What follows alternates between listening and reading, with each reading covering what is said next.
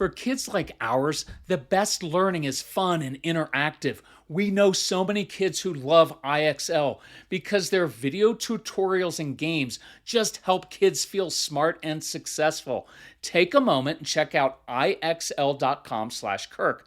IXL is an online learning program that can be used by any student from K to 12, whether they are struggling in a particular subject or if they're homeschooling. IXL allows our kids to learn at their own pace and be independent. And you know our kids love that. On IXL, kids can explore any topic in any grade level, and they're not forced into a single learning path. Our kids thrive on positive feedback, and IXL consistently reinforces success. Make an impact on your child's learning. Get IXL now. Calm Parenting Podcast listeners get an exclusive 20% off an IXL membership when you sign up today at IXL.com/Kirk. So visit IXL.com/Kirk to get the most effective learning program at the best price. So Cozy Earth has solved a marriage riddle we've struggled with for years because Mrs. Calm and I have different temperature preferences. But since we began sleeping under the heavenly softness of Cozy Earth bamboo sheets, we both have slept much better. Cozy Earth bamboo sheets and pajamas, they're luxurious, but they're also temperature regulating. So we're sleeping deeper and longer. And you can get 40% off with code CALM at CozyEarth.com. Mrs. Calm was also a little jealous of my brushed bamboo pullover because it is ridiculously comfortable and it's stylish. I'm wearing it right now. So you can pair it with jeans and look great instead of frumpy. So I ordered her favorite color. I hung it on her side of the closet as a surprise. Major bonus points for me. Look, you have no idea how much joy clothes can bring when they are this comfortable. So visit CozyEarth.com/Calm. Use my exclusive code CALM for 40% off best-selling sheets, towels, pajamas, and more. And let Cozy Earth know you heard about them from the Calm Parenting Guy. It's CozyEarth.com/Calm with the code CALM for 40% off. So you have a child who just struggles, right? And it's been a struggle sometimes since they came out of the womb, and they're in trouble all the time. And inside you're like, if you would just listen to me or just do simple things, it doesn't have to be that hard. You wouldn't be in trouble all the time, and I wouldn't have to take away things. We don't have to fight over this.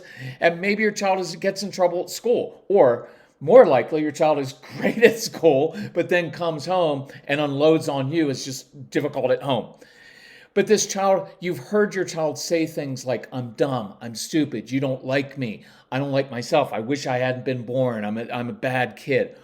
I want to reverse that. And so I want to give you a very, very powerful tool to do that. And we're going to focus on this, not for a week, but for the next 2 weeks and the next 2 years and the next 20 years because it works.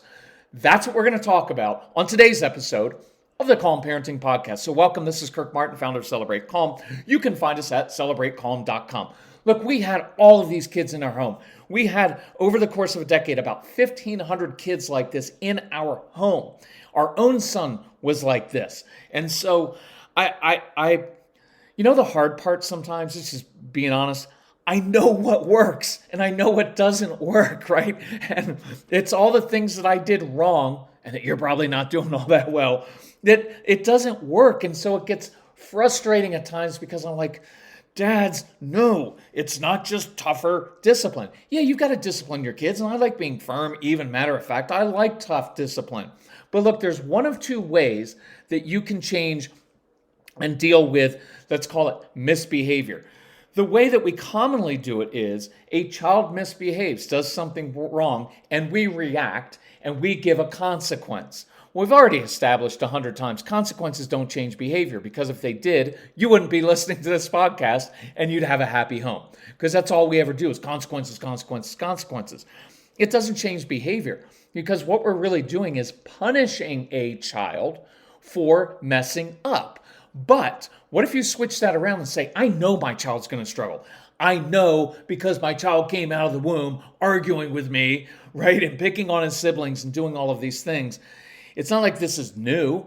Now, for some of you, it may have just kicked in because they just started preschool or third grade where school gets harder. They're in middle school or high school, something kicked in. It doesn't matter. This process still works. So here's what I want to do. Instead of punishing a child for failure, what if I know my child struggles and I come along and give them tools to succeed and I begin to create successes? That's what I want us to begin doing, and I'm going to give you ideas right now, some different ways to do that, but I want to hammer that home for 2 weeks. Let's create successes at school, at home, with mom, with dad, with everybody, with the grandparents, wherever they are, at Taekwondo, at their sporting event, whatever they're doing. We're going to begin creating successes. Side note, if you need help with this, reach out to Casey. It's Casey, Casey, at celebratecalm.com. Tell us about your family. We'll give you ideas how to create successes. You know what would help even more? If you took advantage of the Black Friday sale. We're doing a huge sale on the Get Everything package. Why? Because then you get everything and you have all of these ideas. There's literally hundreds of ideas, and I know this stuff works. And it's like, I want to tell people, like, stop like messing around with other stuff and seeing if it works. This works. You know it works because you've tried it at home. And I want you to have the whole package of it. And you get it on this really cool app. It's so easy. It's like download it right to your app. It's like right on your phone, on your computer. You share with your spouse, with teachers, with the grandparents, with everybody. I don't care. I want people to listen so we can help our kids be successful. So go on the website, celebratecalm.com. You'll see it's a big Black Friday sale. It just comes as an instant download, and instantly you can begin making these changes. Enough of that. So here's what I want to begin doing. What are some missions and specific jobs that your child can do that he'll succeed when he does it, right? And begin doing that. Hey, Jacob, you know what? I could really use your help doing X. Look, the way to build confidence in life isn't just to go along saying like, oh, you're so good at that. It's giving kids things to do and adults things to do that they're naturally good at doing. Because when you're good at something, it naturally builds your confidence. And what happens to our kids is, think about it. We tell our kids, look, your entire childhood is based on having good behavior and good grades. Well, what happens to the strong-willed kids like most of our kids? Well, I'm not really that awesome at behavior and I don't like school, so why would I even try? I'm 0 for 2 on everything everybody cares about, and everybody always seems disappointed in me. No wonder they fight back and they get defiant or they shut down. So create successes. What are your kids good at doing? Begin giving them those jobs. Let's spend the next 2 weeks giving your child opportunities to shine, right? Use their unique talents. Use their curiosity, right? If you have a younger child or an older one that likes lifting or moving heavy objects, we'll create opportunities for them to help you, or neighbors or relatives or teachers, by digging stuff in the backyard, by lifting stuff, moving stuff, shoveling mulch. I don't care. Order a truckload of mulch. Put it in your backyard. If you have a sensory kid, that kid will probably love just moving that mulch every single day. It feels good. I know kids that like picking weeds. I don't, but you know why they like it? Because it's sensory. They pull on something and then they get to make a pile of it. And there's that immediate gratification of that spot that was filled with weeds now looks nice. And I've got this pile over here. That's why some of you like cleaning or you like painting, because something was dirty. Now it's clean. It makes you feel in order. But in this sense, we're also using a child's sensory needs and meeting those sensory needs. Brainstorm as many different ways as possible for your child to use what he's already good at. And I want to issue a caution here. Stop yourself from going immediately to, well, we'd allow him to do some things he's good at, but first he's got to do his chores, he's got to do his homework, and he has to stop doing X, Y, and Z. Don't go there. I understand completely. This child may be really difficult messing up. It's that chicken and egg thing we get all the time with schools. Right? It's like you have a child and you want him to have a job running the AV stuff, computer stuff, or maybe being a crossing guard. But the school's like, well, if his behavior improves, then we'll let him do it. But the truth is, if you gave that child a specific job at school, a responsibility, even a grown-up, more adult-type job, being the crossing guard, running the computer system, hacking into it, and giving himself all A's, whatever it is, right? If you gave him that job, I promise you, when he feels good about himself and he has responsibility and something that he loves, he will be more motivated to improve in school, right? You give him the job, so brainstorm that. Then affirm your child for being a hard worker, for doing a good job. Don't forget to affirm them. For the next 2 weeks, find out what they're already doing well and focus relentlessly on that instead of just picking out, well, good job, but, okay? So, here's another one. Get neighbors. Your kids love helping other people, just not you. It's just the way that it is. Stop. Do you mind if I'm a little bit angry? And it's not angry. I just wanted you to get this through of like, stop fighting everything, right? There's a deep level of acceptance that you're going to need to have with this child, right? Because I work with parents all the time. Well, I'm changing. Why isn't my child changing? I'm like, that's not the point. You change because it's the right thing to do for you to change, right? But stop doing it in order to manipulate your child into changing. Stop trying to think that some magic thing's going to come along and fix or change who your child is. This is who your child is. It's who he's going to be when he's 38, right? I'm 56. I am still like this. All of my friends are older than me. I'm not a joiner. I like doing things my own way. That's why I own CelebrateCalm.com, because I don't want to work for somebody else anymore. I like who I am. I like how this works. I want your kids to like who they are, and I want you to normalize it, because we make it, even when I say, like, if you have a strong-willed child, we shouldn't do that, really. I should be doing a podcast. If you have a child who's like a people pleaser and never breaks the rules, then your child is going to have some real issues in life, because they're going to grow up and be resentful like a lot of you. And if they're a girl, they're going to grow up and marry a controlling man. You know that's true because most of you did that, right? So let's stop trying to fix these kids and realize this is who your kid is. So stop fighting it and work with it. Your kids are awesome for other people. So why not use that to your advantage? Is there a job that a neighbor could give your child to do, helping them in some way? And I'm not being funny with this. I'm deadly serious. Even if you have to pay the neighbor to give your child that job. Hey, listen, can you get my son to come over and rake the leaves, walk your dog? I'll give you $10 if you give it to him to do it a few times a week. So let's geek out together for a minute over gut health, because I'm really into this. I just learned that prebiotics are the food that help fuel the growth of healthy bacteria, the probiotics, in your gut. So you have to have both. And that's why AG1 helps my digestion, calms my stomach, and keeps me regular.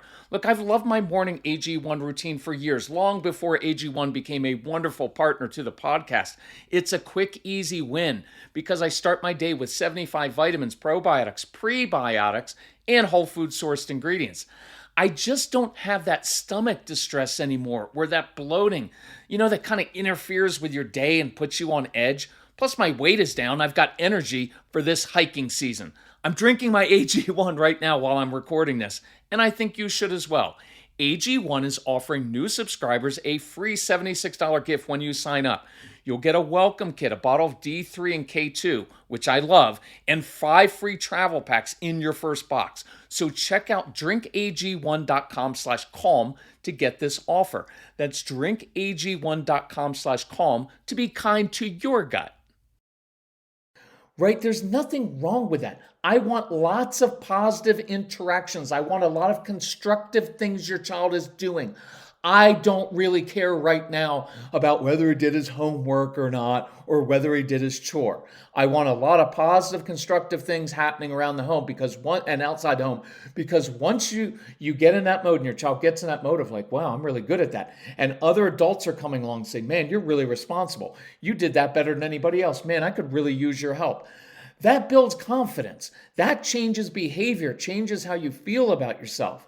So create successes at home. Dads, give your child a specific mission your child can complete, and then affirm them. Make it fun. Make it a game. Hey, bet you can't do X, right? Look, let's try to turn some common situations into successes. This is really important. I was working with a family the other day, phone consultation. They were like, yeah, but you know what? My son just rides his bike and he rides it too fast. I was like, what boy doesn't ride his bike too fast? Their job is to push the limits, right? It would be weird. I love this formula. It would be weird if a 9-year-old boy just always rode his bike at the perfect speed, completely safe all the time. Always. That would be weird. It's normal. If you get a few kids together, boys or girls, doesn't matter, and they're riding their bikes, of course they're going to crash into each other. Why wouldn't you do that? We did that as kids. We watered down our asphalt driveway because when you put water on it, it makes it really slick. We rode down the street and then we turned fast, really fast into our driveway and tried to skid into each other and knock each other down. Why? Because we were idiot kids and that's what we did. And it was fun. And you know why our parents didn't yell at us? Because they didn't see it, because they were inside drinking. I'm kidding. A lot of yours were, and I'm sorry for that, because you had to grow up and be ultra responsible for everything. And that's a generational pattern that you need to break. Side note. But we did that because our parents weren't micromanaging everything, right? I remember all the times coming in bloody. Parents didn't freak out. It's like, what'd you do that was so stupid today? And we were like, we were just boys. Because my mom had 4 boys. Right? It's just saying to your child, you know what, don't ride your bike fast. It's like telling me not to eat the brownie that's sitting right in front of me. So can we create an acceptable challenge to give your child with his bike that lets him push the boundaries, as kids are supposed to do, but still remain within an acceptable range, right? Let me repeat that. Instead of just saying no all the time and having unrealistic expectations, why don't we let our kids push the boundaries a little bit? Make it a challenge. Not riding their bike off the roof. That's too far. They're going to die. But can't we create some successes for them so you can say, you know what? It's really cool how you did that. You know what? You did it in a way where you didn't end up with a broken arm. Because sometimes this is a little side note too. Working with a family with a boy in 8th grade. He's getting notes. He got a note sent home of your son is talking in class. And I was like, yeah, I know. I get it. It's disrespectful to the teacher. I'm not dismissing that at all.